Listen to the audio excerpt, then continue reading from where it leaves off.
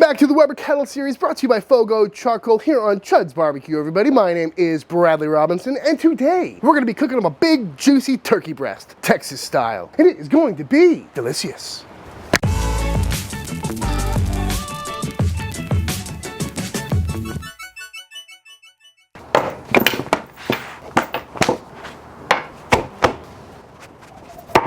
This is a turkey breast.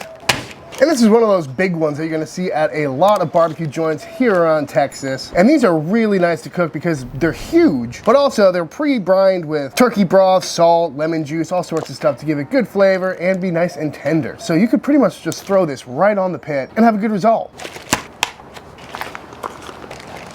Boop. And I know these big ones can be kind of hard to find, but I was able to get this at my local grocery store. I know I'm spoiled living in the barbecue capital of the world, but if you can't find one at your grocery store, you can check online or just use a smaller turkey breast. I know most places will sell the bone-in double breast. That would work just as well. Or a boneless one. Doesn't have to be gigantic. So to trim this up, first thing I'm gonna do is take off this skin. You could leave it on. There's a lot of great fat in there, but the skin tends to get real rubbery. You get a better presentation without it. But if you're cooking on a more convective cooker or something that's really high heat, you could definitely leave that on and have some great results. From here, I'm just gonna go around and trim it up a little bit. Any flaps that are hanging off, just try and make it look a little bit nicer. Any big globs of fat like that you can take off. But I'm really not too concerned. Just wanna give it some nice shape. Bit of a membrane on top. You could take your time and take all this off. I'm not too concerned about it. And that is looking pretty much perfect to me. And as I mentioned, this is already brined, so you really don't have to do much to it, but just to help the flavor and the presentation out a little bit, we're gonna add a few extra things,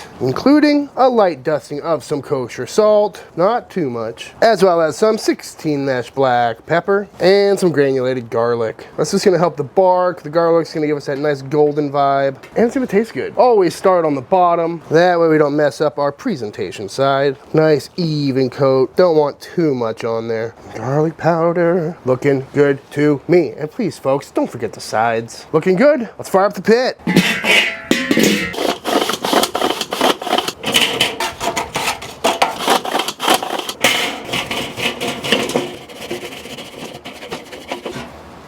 Going in with some FOGO premium charcoal, as always.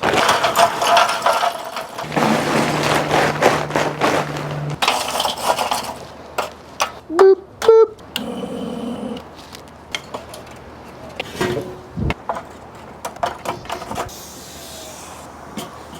And on we go with our turkey breast. So I'm rocking my usual setup for low and slow. Got the slow and sear in here, water pan filled up. I've got the cast iron baffle on the bottom to direct airflow properly. And we're going with the snake method again, where I'm just gonna light this corner and it's slowly gonna burn this way. Every now and then it'll hit a wood chunk, giving us some nice smoke, and we should have a nice, even controlled cook until this turkey breast is done.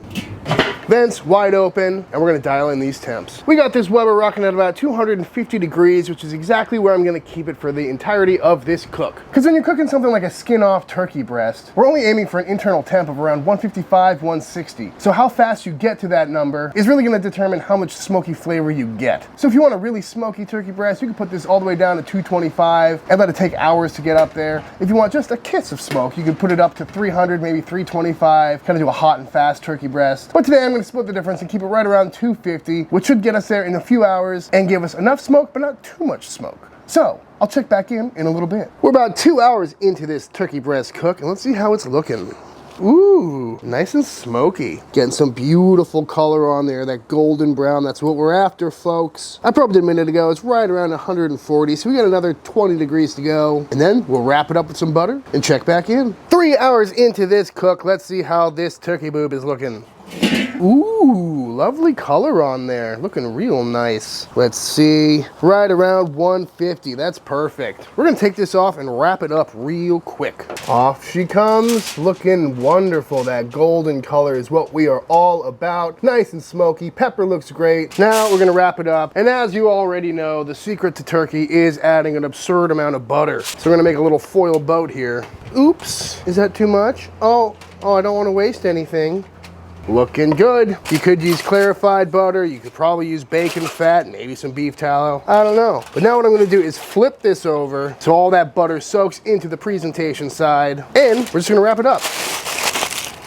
Looking good. And we should be good from here. I'm gonna pop this back on the Weber for maybe another 10 minutes just to make sure it gets up to around that 155, 160 mark. Although the carryover will probably take it there just by itself. Just clocked in at 160. We're gonna let it rest for about 10, 15 minutes and then we'll slice on in. All right, without further ado, let's see how this turkey breast came out. Ooh, tell me that doesn't look delicious, folks. I mean, come on, look at that beautiful color on there, dripping with butter. And that's the real secret, is to keep this boated so all the butter stays in, so you can dip all your slices in. Because you can't say a slice of turkey is dry if it's soaked in butter. But I gotta see how this came out. Ooh. Oh my God, that cut's so soft. So tender. Knife goes right through it, and there we have it, folks. Some beautiful, juicy, pull-apart turkey on the Weber kettle. Oh, come on. It's not even fair. That was so simple. Didn't have to brine it overnight. Only cooked for 3 hours. I mean, just look at that. The texture on there is perfect. Ooh, love it. It's so tasty. So simple. Dip that into a little bit of butter. Now we're talking. Oh.